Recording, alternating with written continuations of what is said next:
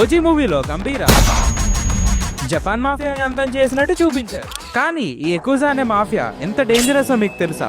వీళ్ళ origin 300 years back start అయింది. Initial గా వీళ్ళు మార్కెట్ లో చీప్ క్వాలిటీ ప్రొడక్ట్స్ అమ్మటం అండ్ ప్రొటెక్షన్ పేరుతో షాప్స్ ని కంట్రోల్ చేయడం, లైక్ మారీ మూవీలో చూపించినట్టు చేసేవాళ్ళు. ఇంకా వీళ్ళకి విచిత్రమైన ట్రెడిషన్స్ ఉండేవి, లైక్ బాడీ అంతా టాటూస్ వేయించుకోవడం, వాళ్ళ గ్రూప్ లో ఎవరైనా తప్పు చేస్తే ఫింగర్స్ ని కట్ చేయడం, ఇలా చాలా ఉండేవి. ఇనీషియల్ గా వీళ్ళు రోడ్ సైడ్ క్రిమినల్స్ గా ఉన్నా కూడా మెల్లగా ఇల్లీగల్ బిజినెసెస్ కూడా స్టార్ట్ చేశారు, like drugs, illegal weapon exports and prostitution.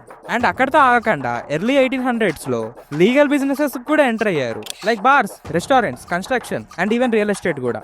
Illegal business నుండి వచ్చే బ్లాక్ మనీని ఈ లీగల్ బిజినెస్ తో వైట్ మనీగా మార్చేవాళ్ళు. నేచురల్ డిజాస్టర్స్ లాంటివి వచ్చినప్పుడు కామన్ పీపుల్ కి హెల్ప్ చేసేవాళ్ళు. ఈ రీజన్ వల్ల కామన్ పీపుల్ దగ్గర కూడా వాళ్ళకి సపోర్ట్ ఉండేది. సో వీళ్ళకి చెక్ పెట్టడానికి జాపనీస్ గవర్నమెంట్ 1991లో యాంటీ యకుజా యాక్ట్ ని తీసుకొచ్చింది.